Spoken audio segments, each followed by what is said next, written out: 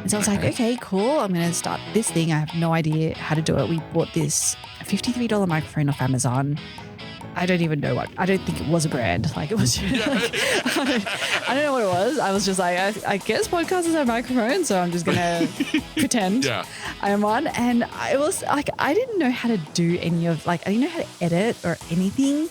And so if I made a mistake, we'd just like stop it and then start it all over again. Oh, no. What's up, my friend, and welcome to Grit, Grace, and Inspiration. I am your host, Kevin Lowe. 20 years ago, I awoke from a life-saving surgery only to find that I was left completely blind. And since that day, I've learned a lot about life, a lot about living, and a lot about myself. And here on this podcast, I want to share those insights with you.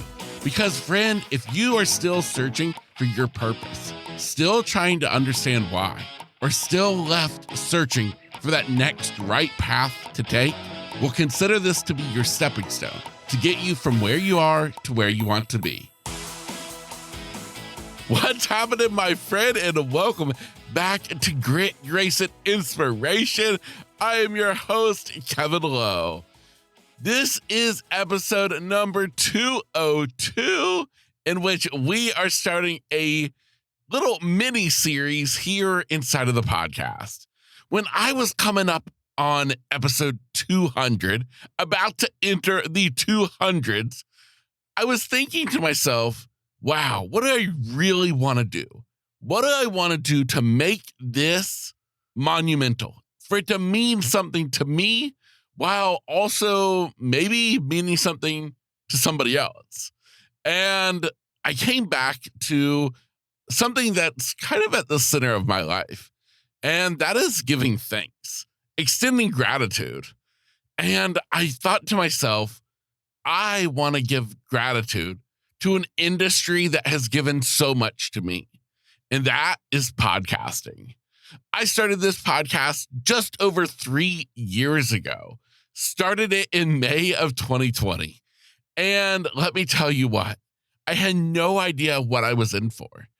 I was leaving a career as a travel agent, a career that was ended by the 2020 pandemic. And one of the things that I hated the most was losing the connections I made, the friends that I made in the travel industry. I never thought I would be able to have something like that again. And yet I was wrong, because the podcasting space is just like it. Everybody is here building up one another, helping us grow. It's not competition. No, everybody is there for one another. And so I decided that I wanted to kick off the 200s by giving back to podcasting. And I'm doing that by featuring 6 of my favorite people in the podcasting space. Now, we're going to get to hear their stories over the next 6 weeks, starting today. And you're also going to get to hear about their podcasts or what they do in the podcasting space. I've got a variety of guests with all different kinds of backgrounds, of stories, people who honestly might be just like you. Now, today we are kicking it off with a woman named Deirdre Tshien. And Deirdre has this incredible story that has us going all the way back to Australia. Living in Australia, she had a great life.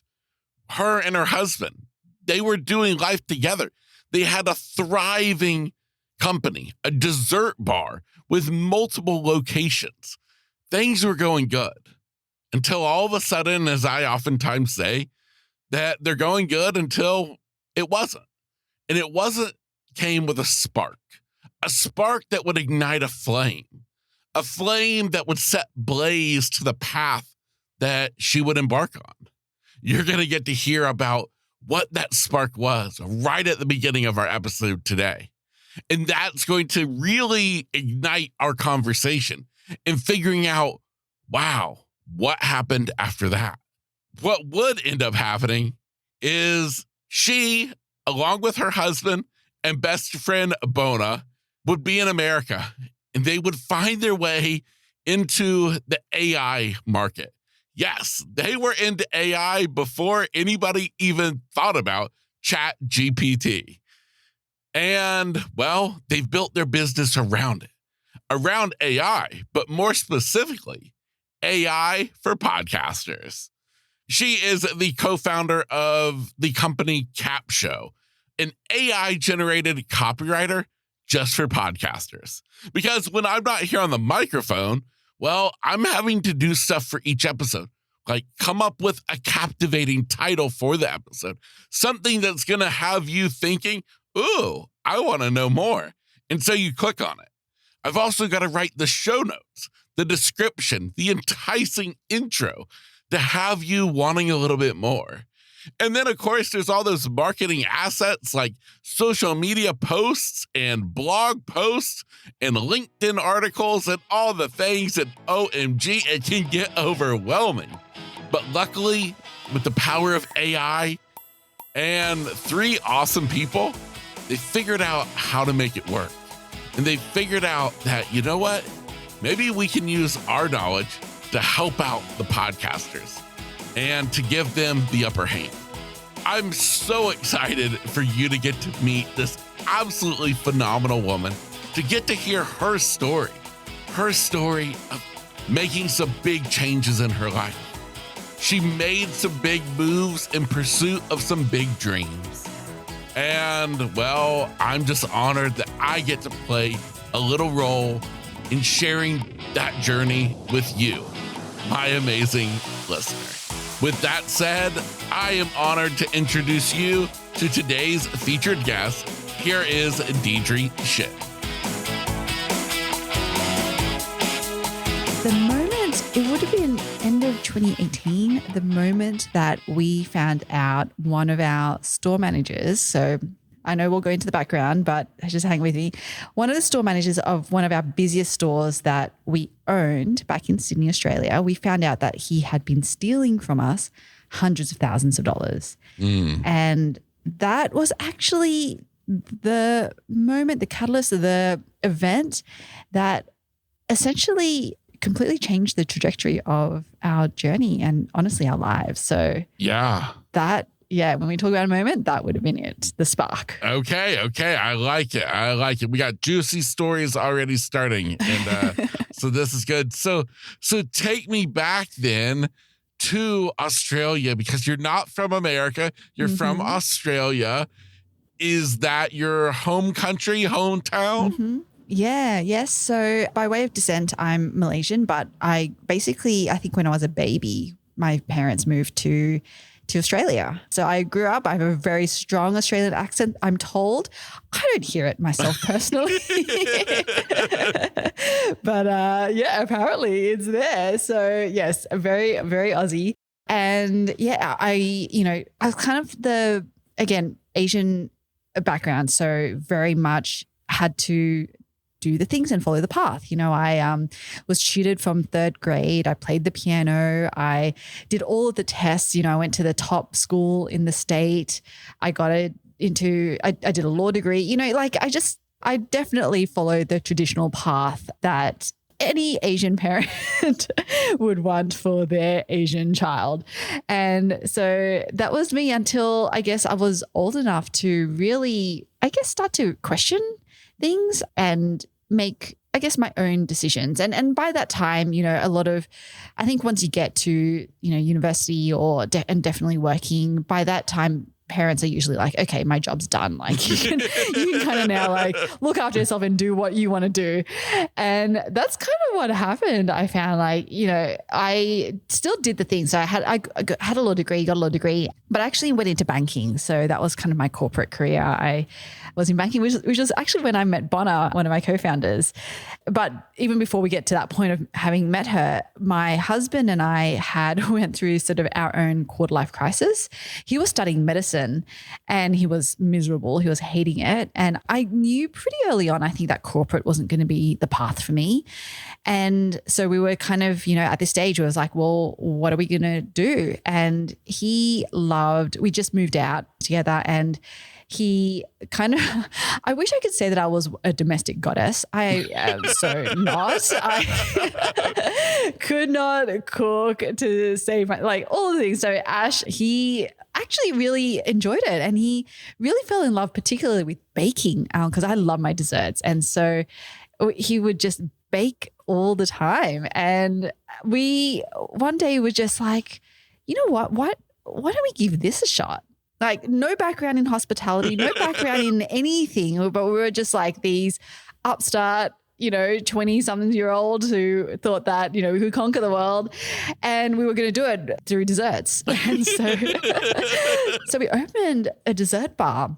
It's called the Chockpot. That was back in 2013. Okay. And it was, oh gosh, it was hard. Like hospitality is one of the hardest industries. We did not know because obviously we had no background in that whatsoever.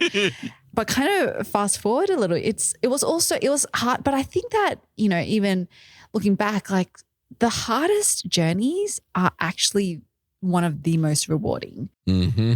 Because if we hadn't gone through all of that, like all of the pain and all of the times when, we were battling landlords and, struggling to pay rent and, we would have, the ups and the downs as well, like also celebrating those nights when we were absolutely packed, like the store was packed and we're like, oh my gosh, how did this happen? And, it was just like, oh, it was such a journey. Anyway, we actually ended up growing that brand. We had 5 locations of the Chockpot and then we also had burger restaurants. So we had 2 locations of Stacks On Burgers. And then in 2018 was when we found out one of our store managers had been stealing hundreds of thousands of dollars from us. That is devastating. It really is. Like apart from the money, I mean, obviously it was, and it's kind of like, it's devastation on like so many levels because one is, he was very trusted. We had put so much into, we were even actually going to sponsor because he was originally from the Philippines and we were going to sponsor like him to stay in Australia. Like we'd put a lot into that relationship and we care so much about our team always. And so there's that like that personal betrayal, but then there's also like, when we think, and I mentioned before, the struggles of like paying rent and things like that. And when I think back to almost like the stress, the amount of stress that we were under for a long time because of what was like, that we didn't know that it was because of this. I don't know. It almost feels like, I don't even know how to put it into words, but it's like, it felt like that aging process didn't need to have it's like, why did I age so much in this time? And it wasn't even because, it was just because of this person's selfishness or need or greed or what, whatever you want to call it. But, and that just, I don't know, there's just something in that I'm like, oh, it just felt really, really devastating. Yeah. Yeah. I mean, you almost feel like this sense of like violated. Yeah. Like it's like this person who's been in your life, been in your business, and then to be stealing from you. It feels just wrong in every sense of the word. Yeah, that is right. I'm going to start using that now. I felt it is definitely apt and an apt word, violated for sure. Yeah. Yeah. Now, so when that happened, how many years had you guys been into this business? So that was 5 years. 5 years in. 5 years. Wow. So, 5 years though, you guys found some amazing success in it though. Yeah. Because there's many people who start that type of industry and they fail. I think that's probably about the worst business venture to get into. Yeah, I can confidently say, hand on heart, that it is. I always tell people, they're like, oh man, I'd love to own a cafe or whatever. And I'm like, oh, it is so not what you see on TV. Yes. Yeah, no doubt. So this happens in 2018. Yeah. And you kind of have your world kind of flips upside down with this realization. Yes. What happens at that point with the business and you personally? Yeah. Okay. So gosh, it was a tough few weeks. Like I remember actually we found out on a Thursday night that this was happening. And the next morning, Friday, Bonner and I used to do like weekly early morning yoga on a Friday. And so I remember going no sleep, basically. If anyone knows much about yoga, it's a lot about balancing and things like that. And because it's through the focus and stuff, and obviously no focus, no balance. I was like falling all over the place. And then we grabbed like a brunch together after that. And then she's like, what is going on? And then I just like burst into tears, and I'm like telling her, and she, and she's such an empathetic person. She's crying, I'm crying, we're both crying. Like, it's just, everyone's just crying. And I think the poor waiters were like, what is going on over there? But so it was a tough few weeks, and I think it's a process, right? You have to kind of go through the shock and the anger and the denial. And then sort of at the back of that, it's kind of like, okay, well, now that it's obviously accepted it, and it's like, okay, now what? It kind of, in a weird way, it gave me permission to kind of think differently about where we were and what we were doing. And so at that time, there were a couple of things that were happening concurrently. One was that, so I was still actually working in corporate, and at the time I was actually kind of getting headhunted. Someone who I'd been working with, who was actually an AI company, funnily enough, was asking me whether I wanted to actually move to Singapore to help open their sort of APAC region. And so that was kind of on my mind to be like, oh, okay, like there's this opportunity here to potentially explore this thing. But also Bonner and I were actually separately exploring this fashion technology idea together. And so my mind was already being opened by like this, like a move is possible. And there'd been this thing that had happened where I just like been like, I don't want to be doing this anymore. I don't want to be doing this business anymore. And, but there was this great opportunity to explore something new with Bonner. And so all of that came together, and that was literally, you called it before that the spark. That was a spark really to going, you know what? We have nothing to lose at this point. Let's just move.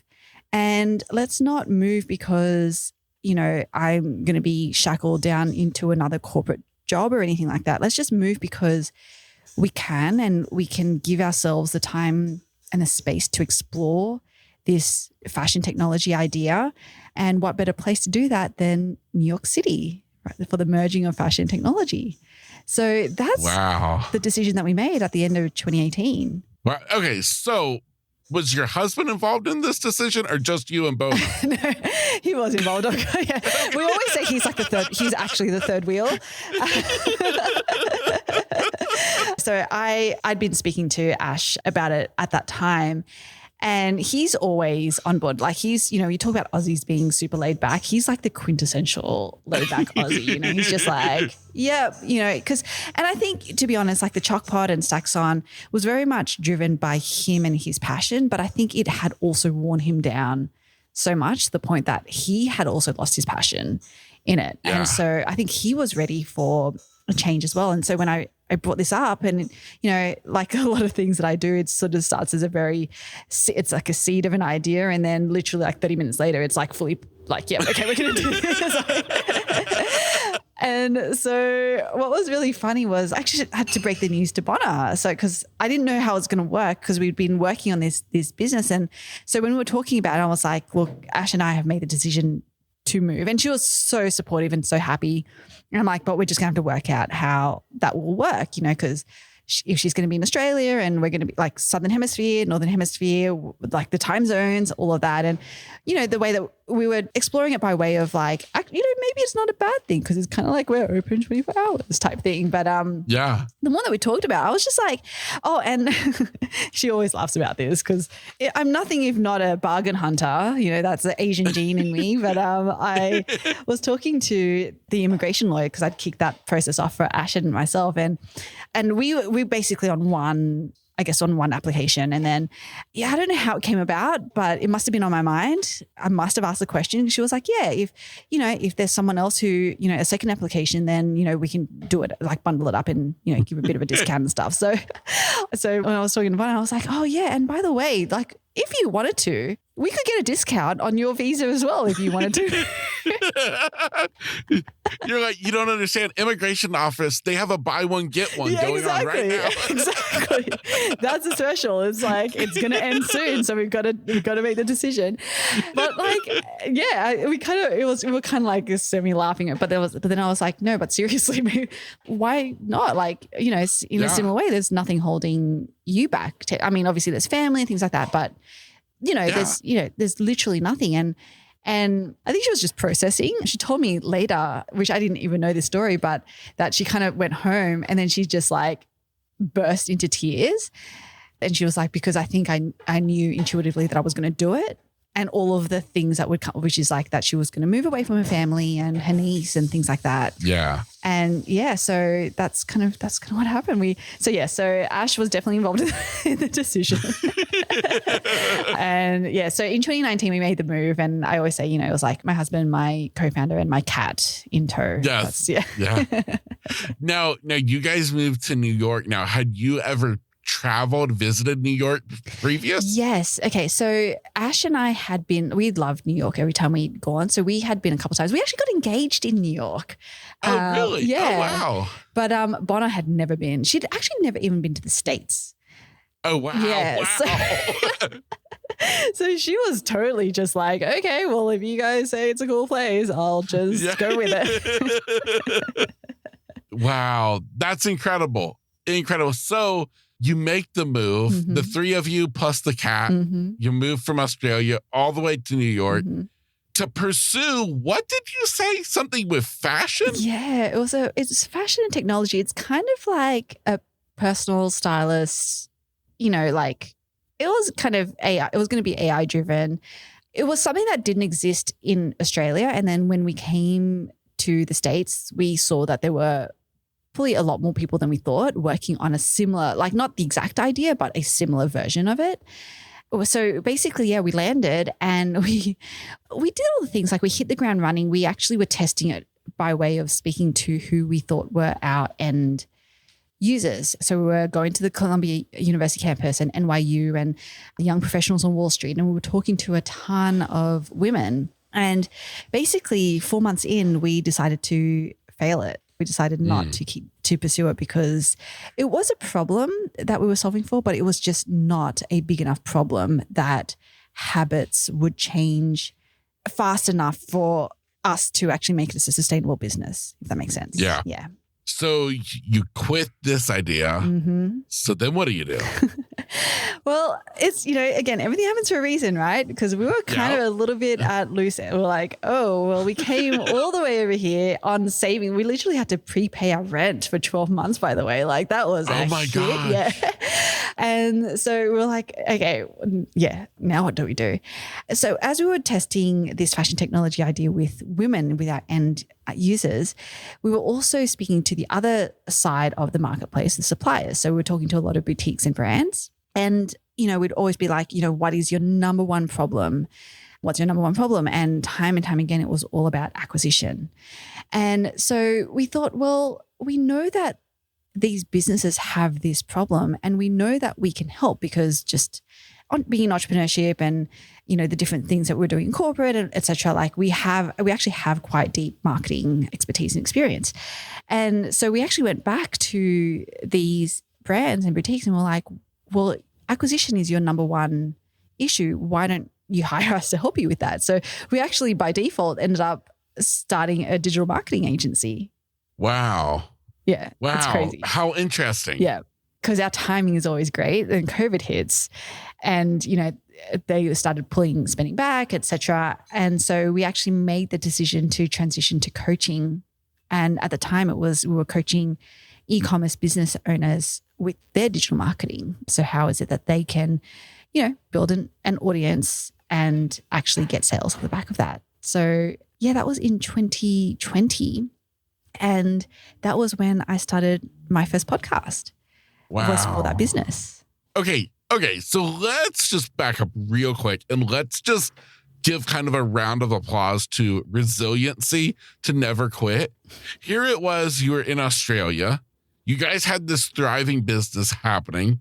You then have the rug pulled out from under you by this person who you trusted, who basically was part of family in essence with the business, who stole all this from you. We now decide to move to America, to New York, in pursuit of this one idea. We then get to New York. That ends up failing. We give up on that idea after so long.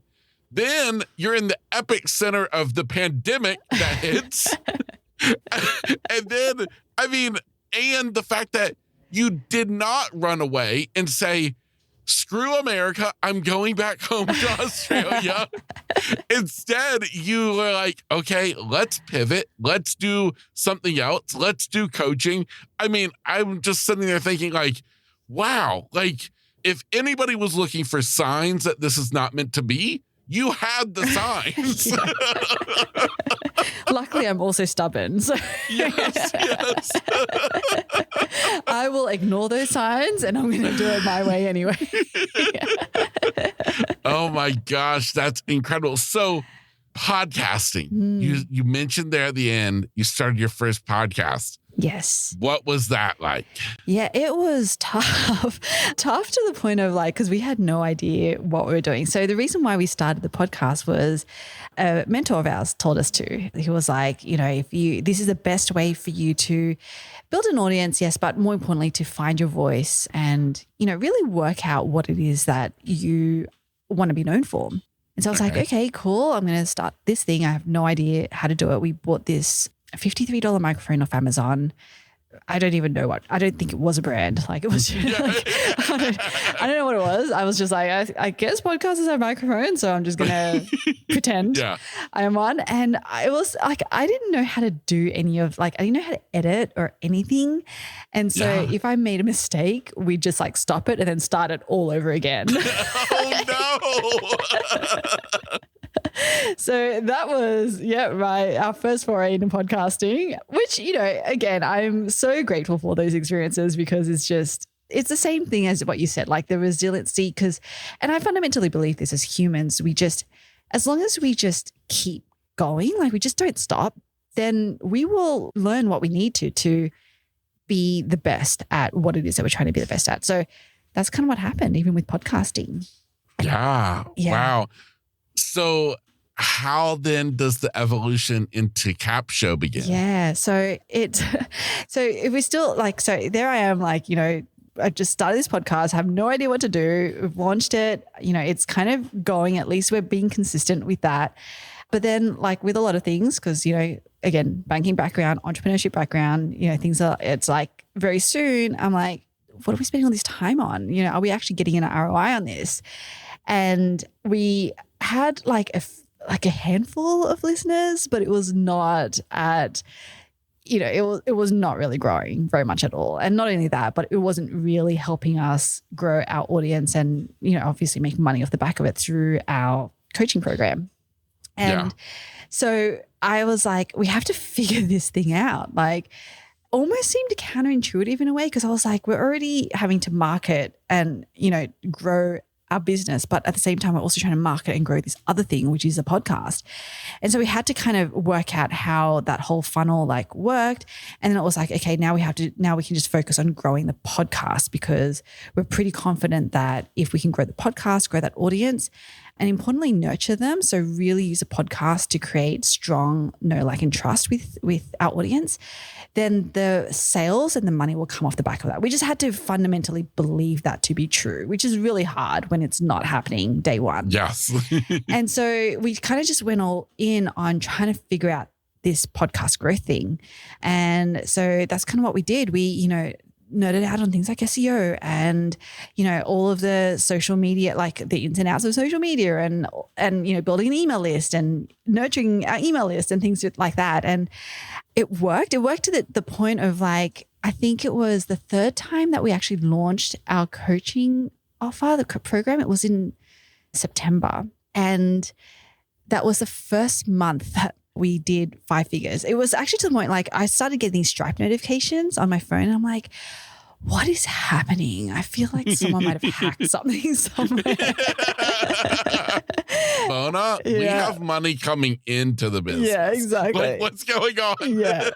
And it was the first, so we did that month, we did over 25,000, I think. And then fast forward that year, the first year that we actually had our podcast, we did over 223,000 in our business in that first 12 months.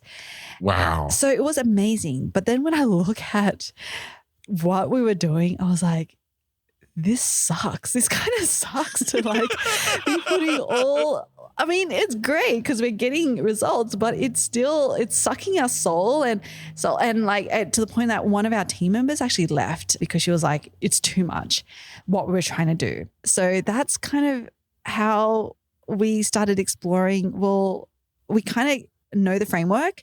We know what it is that we would want to build for ourselves. Let's just go ahead and build it. So that's how CapSho came about. Wow. So fill my audience in on what CapSho is. Yeah. So CapSho is an AI-powered content marketer. And it basically takes your anchor content, and so that could be a podcast, but it could also be a live stream. It could be a video. It could be like a vlog or something, some kind of audio or video anchor content.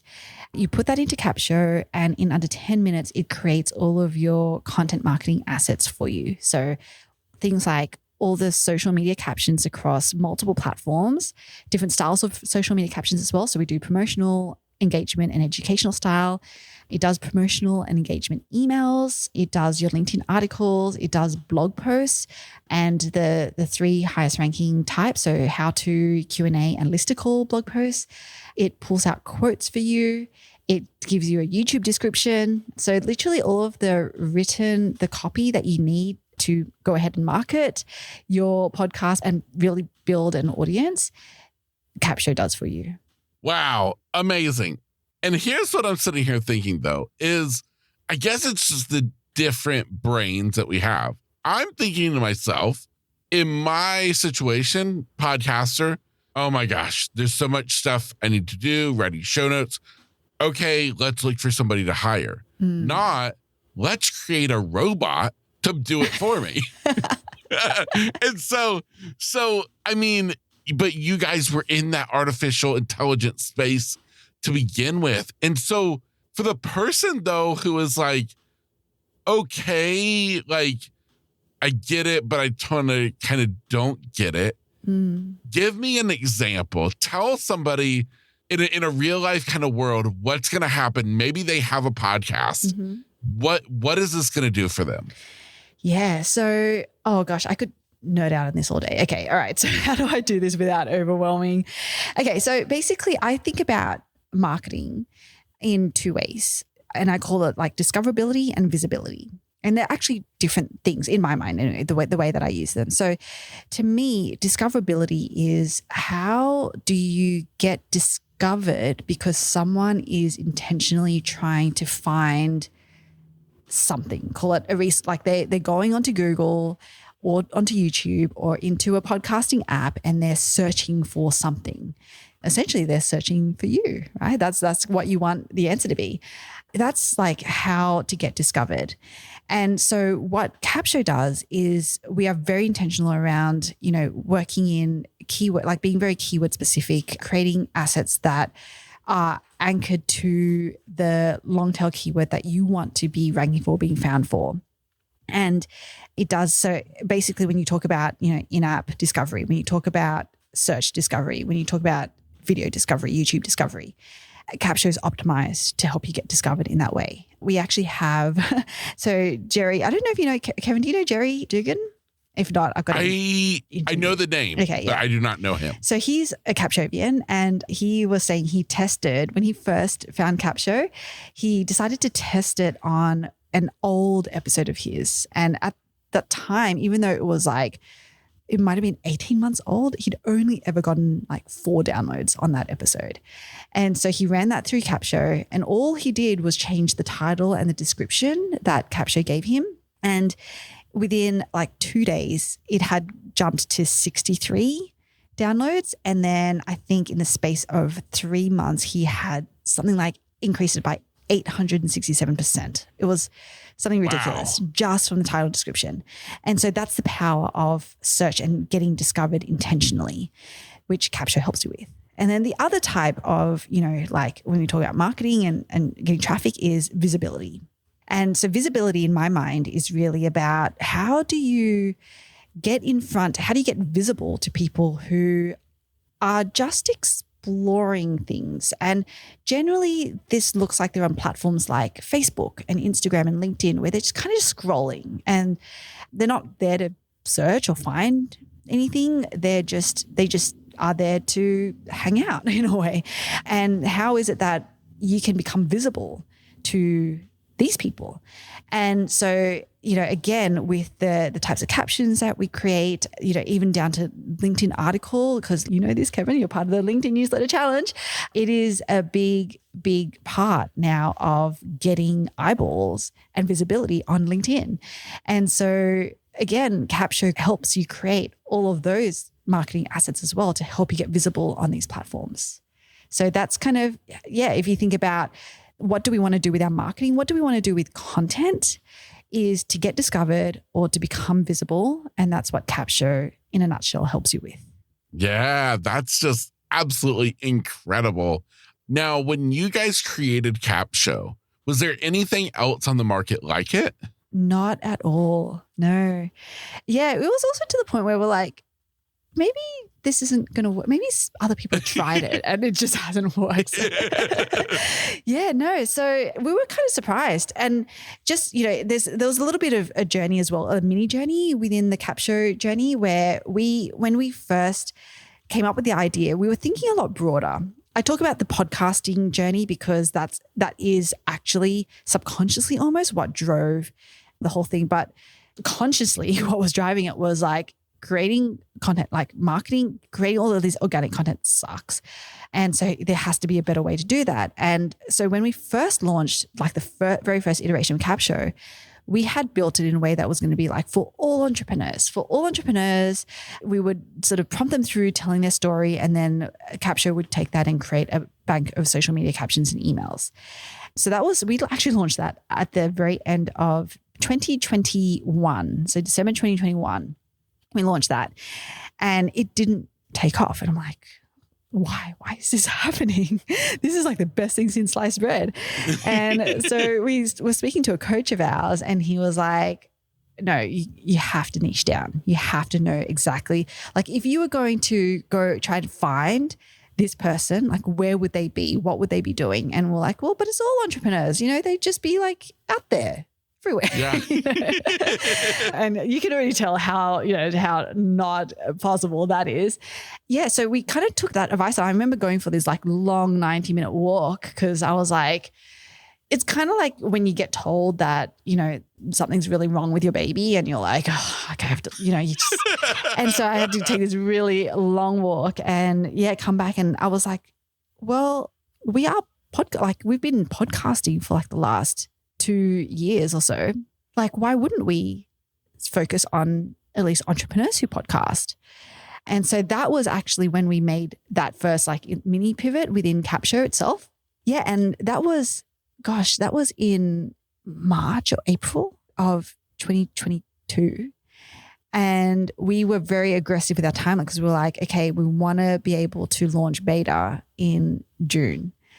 And so it was kind of like all hands on deck to do that. And so, yes, it was completely the first. I remember going to Podfest in May of 2022. We were at Podfest. And I remember talking to just a ton of podcasts and just being like, this is kind of what we're thinking of doing. Like, this is what we're working on. And time and time again, people were like, oh my gosh, you can help me write my show notes and do all and so the feedback was just phenomenal. We had hundreds of people on our wait list for beta. You were one of them, Kevin, I believe. Yes, yeah. I was. Yes. So you remember all of the whole, you were an OG, right? Yeah. Right back then. And so we went live and I think no one could log in. Yes. And so we were 100% the first in this space. And it's, it's good and bad being the first, but it's definitely been interesting for sure. Yeah. Well, I love it. Now, what was the moment when you yourself or you guys as a team really realized this is going to work and this is going to be big? I don't know if it was like, this is going to be big, but definitely this is kind of going to work. I laughed about the fact that, we opened beta and no one could log in. And we went live like 6 weeks after. So July 15th, which is why we're coming up to our 1-year birthday. We went live July 15th and we're like, yeah, we're open for business. And then we started getting people emailing and be like, I really want to buy, but I can't actually buy. How do I subscribe? And we were like, oh my gosh. So our whole like checkout process was just not working either. So I think that was, it's, we always talk about good problems and bad problems. So like, I would just like to not have any problems ideally, but I guess if you're going to have problems, good problems are ones that you want to have. And that was a good problem, that people wanted to give us money, but we were just making it really hard for them to do that. Yes. And that was probably, we talk about validation and things all the time. And even when I look back at the decision we made to fail, the fashion technology business, and what it always comes down to is currency. And currency can be like time or literal money. That's, I think, for me, when you know that you're onto something, when people are willing to actually take their wallets out and pay you. And Yes. so I think that was when I was like, okay, this is good. Like, okay, we may have a sustainable business here. Yeah, absolutely. Now, one question that I have for you, kind of in AI in general, the introduction of ChatGPT, of course, has just exploded. It's like the AI world has just gone insane. Yes. Do you feel like it's all positive, or do you feel like there's some negatives to the sudden explosion? I just kind of wondered from your insider's perspective, from a woman in a tech space with AI, just your kind of thoughts on this whole, all of a sudden, everything is AI, ChatGPT gone crazy. Yeah. And just to clarify, Kevin, your question is that as it pertains to CapSho, like as a business, or just in the world, like its impact on society? Honestly, both. Okay. Both. I mean, I had to wonder for you as a business owner with your product almost having something that I would view as almost a competitor in a sense, although it's not really, but you'll get to that. But then in a general sense as well. Yeah. Okay. Yeah. So let me talk about, I guess, our like very acute experience with CapSho. So we launched July last year, and then ChatGPT really burst into the scene kind of, I'd say like really meaningfully at the beginning of the year, but it was kind of there the end of last year. I don't know. For me, I tended to look at things as opportunities. And so I was like, okay, this is cool. Like I started getting into it and nerding out about it. And by the way, we're actually avid users of ChatGPT. So like it's been awesome from some perspectives that we can talk about later. But yeah. And then I just remember this moment. I was at this meetup, and I was just like, having this chat about ChatGPT and et cetera. And they kind of like started patting me on the shoulder and was like, like they're there. And I'm like, oh, what's going on? They're like, competition happens to everyone. And I was like, oh, is that like really? I guess, in a way, like they could be like that. And that was when my brain started going into like descending into, oh my gosh, what is this going to mean for us? And, really like freaking out. But it was really good, actually. It was really good going through that, because every time that this happens, because since then we've had, I guess, more direct competitors come onto the market, because, ChatGPT and OpenAI has just made it so much more accessible, made the underlying language models technology that much more accessible. And so it was just like an influx of competitors, quote unquote competitors, targeting podcasters. And so it's kind of like, for me, I was like, it seemed like there's this bad thing happening, but I always try to like, for me, it's like the only way that we can survive as entrepreneurs, honestly, is like to take the good out of what we think is a bad situation. And so for me, there were a couple of like really good things that came out of all of this happening. One was that we were facing, and towards the end, like at the end of last year, basically since we launched, we were facing these headwinds of like, what's this AI thing and how do I trust it? And what, like all of these, we almost had to educate people on AI and what it is and what it could do and the limits of it and all that.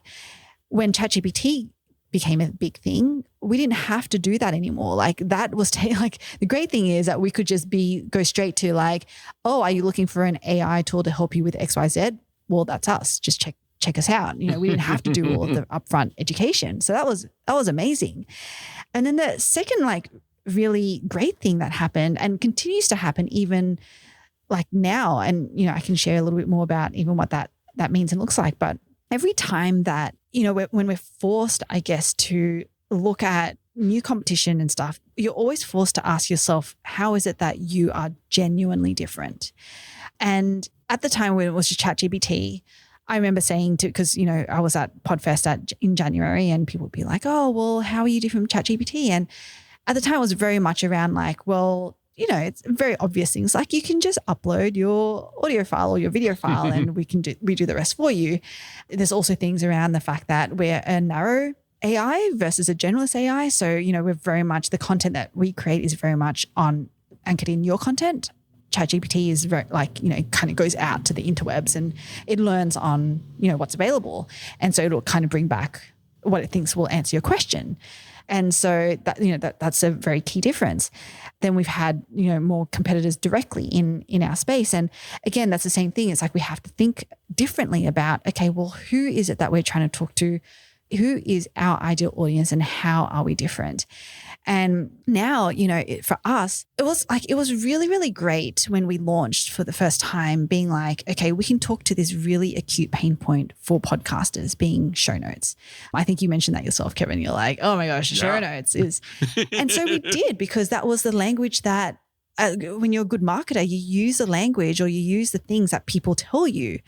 And so, very much when we launched, it was like, we will help you with your show. I mean, we did a ton of other things as well, but like show notes was the immediate pain point that podcasters could like touch and feel and, and they'd be like, oh, okay, cool. Like, I get it. You can help me with this. Now it's like every man and their dog can help with show notes. So that is not a sustainable way for us to differentiate ourselves. And so now we're honestly going back to our roots of content marketing. Like that is where we started. It's what we know. It's what we love. It's what we nerd out on. And it just makes total sense now for us to come back to this as this is what we help you with. We always did, by the way. Like that's how we built CapSho, but that wasn't really at that time, that wasn't the immediate need or language that the people we were targeting at that point in time used, if that makes sense.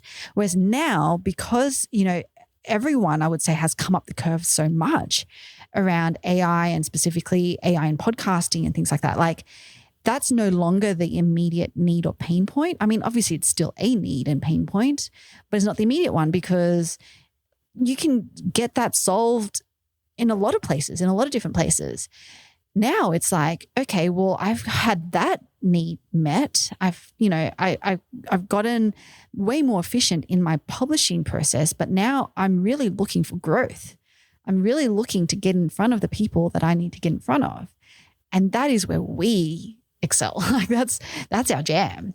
And so, but that only comes about when you're forced to really look at yourself and really question what is your value in the market and what value can you bring to your audience. So with all of these things, I know that you originally asked about ChatGPT and I kind of like giving you this really big answer, but in short, like that's kind of what happens regardless of what, whether there's any changes in our industry.